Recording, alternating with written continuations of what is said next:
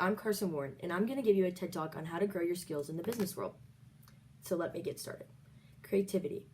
It's unlearned. It is unable to be defined by any major philosophical author because it is different for every person. Creativity is demanded, but as kids we are educated out of being creative. In the TED Talk written by Sir Ken Robinson, he says, academic beats intelligence. And I see this every day when my little siblings or my aunt's kids go to school, and they have an art or music class once a week, but math and science every single day. Do not let me get ahead of myself. Math and science are core learning units, but how are math and science and these other core classes going to help you become innovative in this ever-changing, diverse world? It's not too late to start. Kids need creativity stigmatized in their brains every day to be able to retain this skill throughout their life.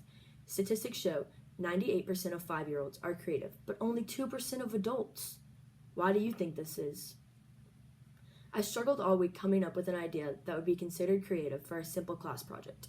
I emailed my professor and she said, Carson, do not use words like good or creative before you see what you can come up with. I cannot define your creativity. And then it hit me. Instead of educating people out of creativity, why not continue to grow children's creative skill set? It's just an idea. I'm sure many have had it before, but there's no better time to start than now. And this leads into my next topic, ambiguity. The Webster Dictionary defines ambiguity as the quality of the art of being ambiguous. Well, what does ambiguous mean? Doubtful or uncertain, especially from obscurity or indistinctness. Where to start? Start being curious about everything. Why is this like that and that like this? How did this get here? Why is this here? Put your phone down and be curious about it. Think creatively. Explore the possibilities. And when you really are critically thinking about things, safari will only get you so far. In life, your brain is forever. When you're curious, you'll be led to success. Being intelligent is only defined by the facts, but curiosity and hard work. Secondly, curiosity leads to adaptability. You'll begin to become more adaptable when you rely on your own knowledge instead of straight facts and formulas out of a book. Third, curiosity leads to knowledge. It is a fact that when you are curious about a topic, you are more likely to retain information for longer. I'm not trying to bash on the internet again, but how long do you remember a fact you read on Google? Not as long as the project you took the time to sit down and think about. Lastly, when you begin to be a more curious person, you'll find more happiness in your life. What we are curious about, we are tireless about. What we are tireless about, we work hard at. What we work hard at, we get good at. Curiosity outworks the competition every time. So I'm sure you all are wondering what's next to better your personal skills in a business setting. How can we overcome the fear of being criticized when coming up with new ideas?